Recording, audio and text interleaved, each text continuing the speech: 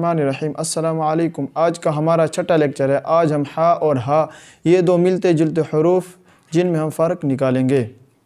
ये जो दो चश्मी हा है, ये हलक के आखिरी हिस्से से निकलता है, जो सीने की तरफ, और ये जो हा है जीम की तरह, ये हलक के दरमियानी हिस्से से निकलता है। हमने इसका मखरज भी लिखा है, देखें, ये हा जो जीम की तरह है, इसका मखरज है हलक के दरमियानी हिस्से से, यानी हलक का जो दरमियानी हिस्सा है, यहाँ से हा निकलता है, हा जो जीम की तरह है।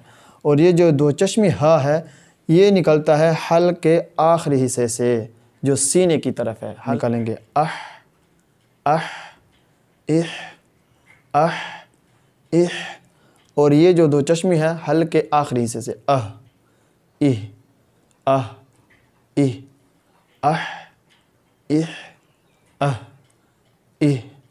अगर आपने हा की जगह हा पढ़ा और हा की जगह हा पढ़ा तो इसका मानी तब्दील हो जाएगा।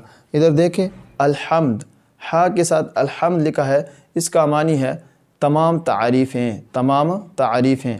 और अगर हा की जगह दो चश्मी वाले हा से हम लिखते हैं अल्हम्द, तो इसका मानी है मौत का तारी होना या आग की हरारत ख़त्म।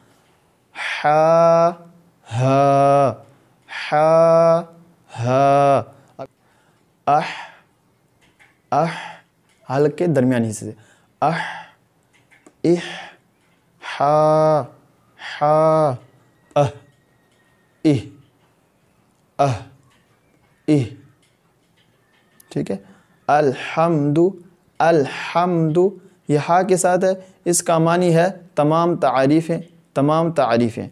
और अगर हा की जगह हा पढ़ दे, अल्हम्दु पढ़ देंगे, तो इसका मानी हो जाएगा मौत का तारी होना या आग की हरारत का ख़त्म होना, यानी हर्फ बिगड़ने से मानी बिगड़ जाते हैं।